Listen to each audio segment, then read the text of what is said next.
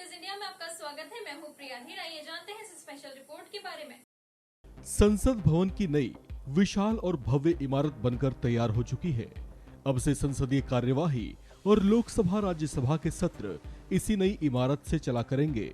लेकिन ऐसे में सवाल उठ रहा है कि फिर संसद भवन की पुरानी इमारत का क्या होगा? क्या उसे यूं ही वीरान छोड़ दिया जाएगा? ऐसे कई सवाल आपके जहन में भी घूम रहे होंगे। तो चलिए आपको बताते हैं कि अब संसद भवन की पुरानी इमारत का क्या किया जाने वाला है। दरअसल पुराने संसद भवन को लेकर सेंट्रल विस्टा रीडेवलपमेंट प्रोजेक्ट के तहत जो योजना है उसके मुताबिक संसद की पुरानी इमारत को संरक्षित किया जाने वाला है। इसी प्रोजेक्ट के तहत इसके मरम्मत और रेनोवेशन का काम भी होगा। ये आगे तक ठीक ठाक रहे, इसके लिए इसकी देखरेख की उचित व्यवस्था की जा रही है। इसे अब इसी तरह से तैयार किया जा रहा है कि यहाँ पर संसदीय आयोजन करवाए जा सकें और भविष्य में भी इसकी प्रासंगिकता बनी रहे।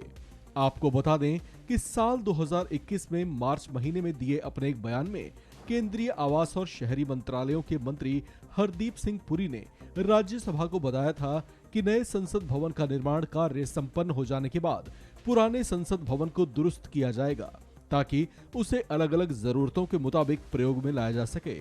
हालांकि उस समय हरदीप सिंह पुरी ने ये स्पष्ट नहीं किया था कि वाकई उसे किस तरह के कामों में इस्तेमाल में लाया जाने वाला है। ऐसे में कई तरह के कयास लगाए जाने लगे थे। वैसे इसे लेकर जारी चर्चाओं के मुताबिक पुराने संसद भवन की इमारत के कुछ हिस्से का इस्तेमाल संग्रहालय के तौर पर विकसित किया जा सकता है, जहां पर देश की आम जनता इस महान लोकतंत्र के गौरवशाली इतिहास और इससे जुड़ी धरोहर को नजदीक से अनुभव कर सके। ब्रिटिश काल में बनकर तैयार हुई संसद की पुरानी इमारत अपने आप में कई यादों को समेटे हुए है। ऐसे में ये आम जनता के लिए इतिहास के पन्नों को नजदीक से महसूस करने का एहसास दिला सकता है। संसद की पुरानी इमारत को ब्रिटिश आर्किटेक्ट हर्बर्ट बेकर और एडविन लुटियन ने डिजाइन किया था।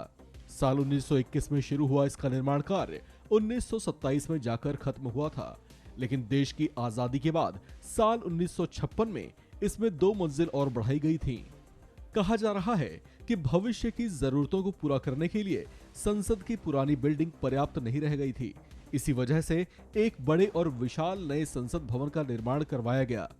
इसमें लोकसभा में कुल 888 लोगों के बैठने की व्यवस्था की गई है, जबकि राज्यसभा में 384 लोगों के बैठने की व्यवस्था है, जो कि वर्तमान क्षमता से कहीं ज्यादा है, क्योंकि मौजूदा समय में लोकसभा में अधिकतम 590 जबकि राज्यसभा में अधिकतम 280 लोगों के बैठने की व्यवस्था है।